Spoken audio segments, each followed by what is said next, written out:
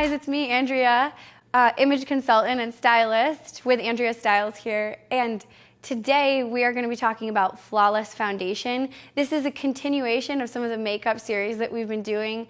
And I'm so excited to tell you guys about how to set up your face as a perfect canvas for all the other components of your makeup.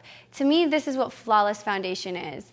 You've done such a great job on your actual skin that everything else is just an accent.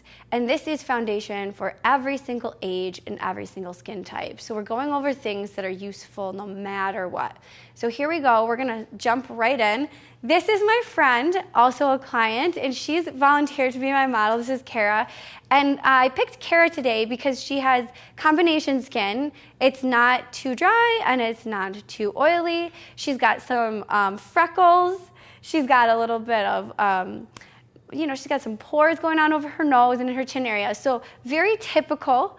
And we're going to talk about the steps that we're going to go through to make flawless foundation. So for flawless foundation, we're going to start with step 1, which is to prepare your skin. Kara has already prepared her skin, which means she washed it thoroughly. She moisturized it with a lightweight day wear moisturizer.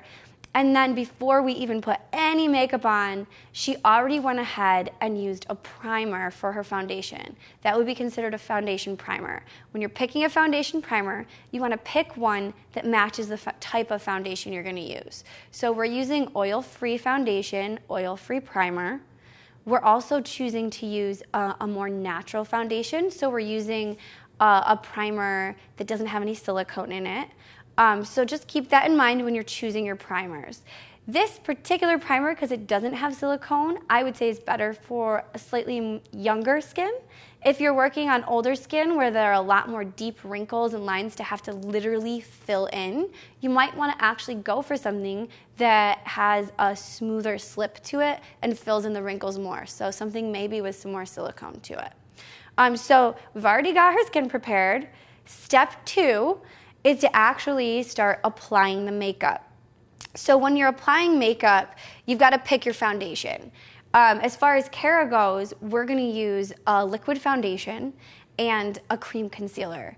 There is a reason for this, and I'm going to tell you why. Liquid foundation is going to give us sort of a medium coverage that has a bit of camouflaging effect for her freckles, but doesn't completely cover everything. If someone's skin needs complete coverage, it's not blending, you'd go for a cream. If someone's skin is really radiant and really doesn't need much of anything at all, you'd probably use a tinted moisturizer or something a little bit lighter. So again, today we're using a cream foundation. I'm gonna start with my foundation brush. This brush has really dense bristles. It's soft, but it's made for foundation. A lot of people immediately start with the liquid foundation brush. They're both excellent, but they're used for different areas of the face and for different reasons. So as far as Kara's face goes, we're starting with our super foundation brush here. This one just happens to be by Royal Brushes. And you can see I'm dabbing the brush a little bit in the cap just to make sure I have a nice blended coverage on the brush before I get her face. It's just like when you were in art class and you were younger, you would never dip the brush in paint and then immediately swipe the canvas. You would dip and dab a little bit and make sure you have a nice even application. Otherwise, you're asking for trouble. So here I'm going to actually start with her freckle line. And you see, similar to when we were doing the instant eye lift, I'm not using swiping motion across the freckle line. I'm using more of a stippling motion. And I'm exaggerating it a little bit right now so that you can see it with the camera. And the reason we're doing that is because her freckles do create a visual texture. And if we just do straight streaks, we'll get kind of streaky look, and we want to visually blend those freckles. Look up, Kara.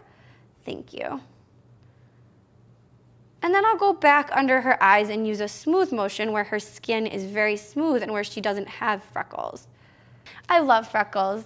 I really don't like when I really don't like it when people have freckles try to cover every last bit up. I know sometimes it's necessary for a photo shoot, or perhaps it's necessary for, when you're trying to achieve an artistic effect. But in this case, when you're just doing beautiful, flawless foundation to show who you are, why get rid of the freckles that you were born with? I'm going to come around to the side here. Just make sure the other side is nicely blended. Look up.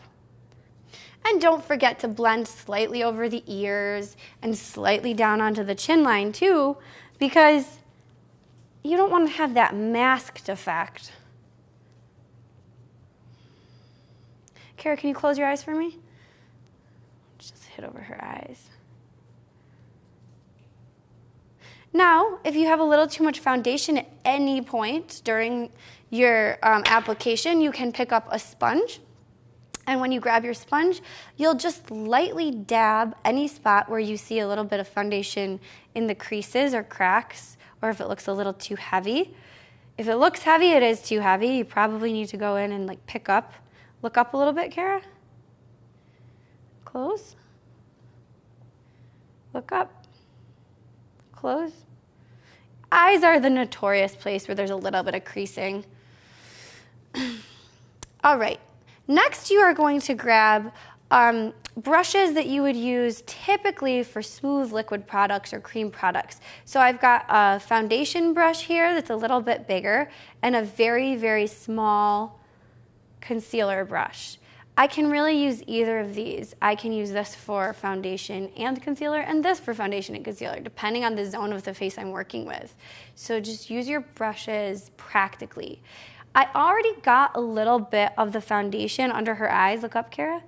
I could have used this brush to do it and get a nice smooth line, but I know that now that my foundation is on, I'm going to go in with my cream concealer. So I'm going to swap to my concealer brush and hang on to this for future reference if I ever need it. As far as concealer goes, you can choose cream, you can choose liquid. I'm going to tell you, typically I go with cream, and the reason being, as the skin heats up throughout the day, it tends to shift makeup a little bit and warm it up, and it moves around in the eye area. If you start with a liquid, it's so much more likely to shift because it's already a lighter form. If you start with a cream, it doesn't shift as quickly as the skin is heating it up. Plus, cream is going to give me a little bit stronger coverage. So I'm going with a cream concealer. I do my concealer second because I may or may not need to do much concealing once I actually see what the foundation covered. Kara has really nice wide set eyes. They're small, but they're set nice and far apart. So I'm mostly going in where she has some natural redness here under her eyes.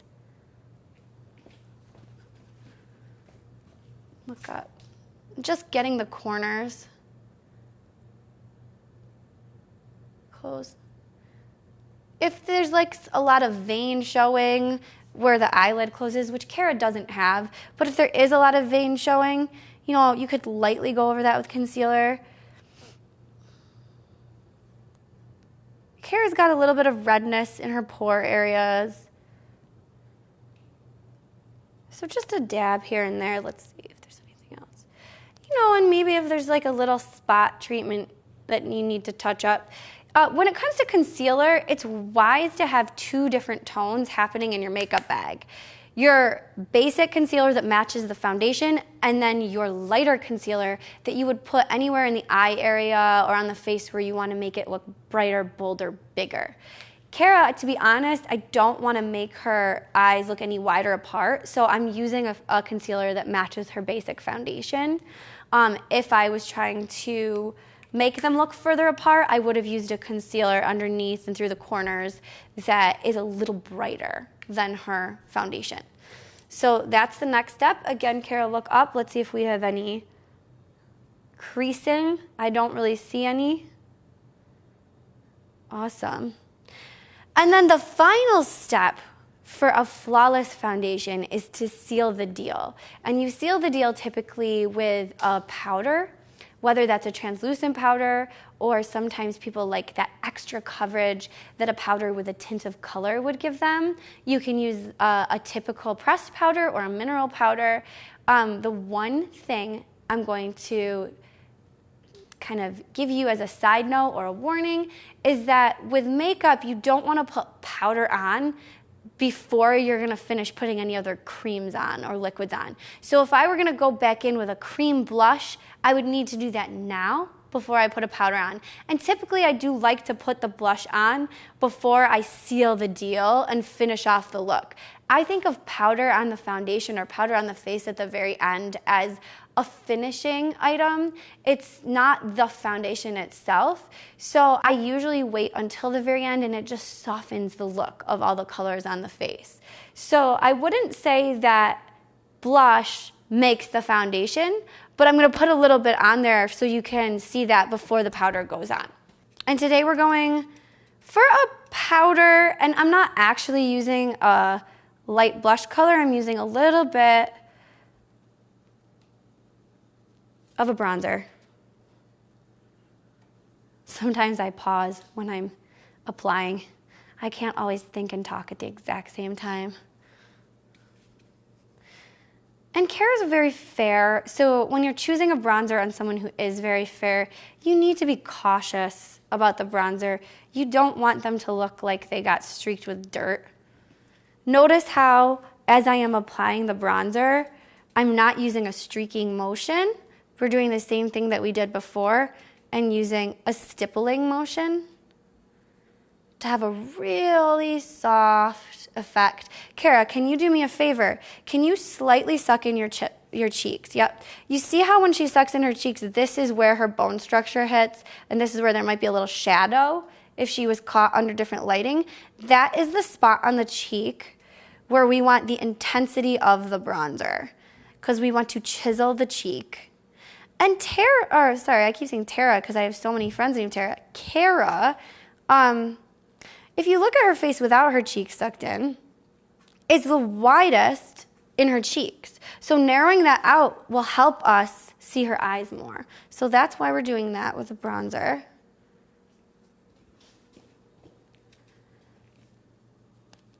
Do you know more Taras or Karas?